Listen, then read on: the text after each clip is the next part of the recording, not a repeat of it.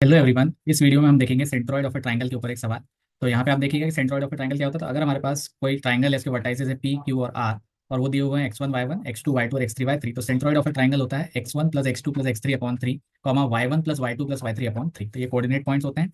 अब इस सवाल को देखिए, इसमें लिखा हुआ है कि अगर हमारे पास एक ट्राइंगल है, उसका एक वर्टेक्स दिया हुआ है। मान लीजिए कि ये जो वर्टेक्स है, ये क्या है हमारे पास, तो ये हमारे पास है 1,2। ठीक है, तो यहाँ पे लिख देते हैं 1,2।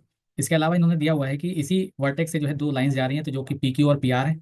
ठीक है, और पी क्यू और पी आर की मदद से जो है इसके ऊपर मिड पॉइंट आ रहा है। तो मिड पॉइंट क्या आ रहा है, -1 और 1 और 2,3। तो आपको यहाँ से बताना है कि सेंट्रोइड ऑफ द ट्राइंगल क्या होगा। बहुत ही बढ़िया बेसिक सवाल है। तो यहाँ पे अगर आप देखें तो हम क्यू जो है, क्यू के कोऑर्डिनेट्स को मान लेते हैं यहाँ पे कुछ अल्फा कॉमा बीटा मान लेते हैं। और यहाँ पे आप आर के कोऑर्डिनेट्स को कुछ और मान लीजिए। ठीक है, मान लीजिए कि डी कॉमा ई है। तो यहाँ से आप क्या लिख सकते हैं कि अल्फा प्लस 1/2, तो ये मिड पॉइंट जो है उसके कोऑर्डिनेट यहाँ पे आप लिखेंगे -1। इसी तरीके से आप लिख सकते हैं बीटा प्लस 2/2, और ये हो जाएगा हमारे पास +1। ठीक है, तो इस तरीके से लिख देंगे। तो यहाँ से हमारे पास अल्फा की वैल्यू कितनी आ जाएगी, तो ये हो जाएगी हमारे पास -3।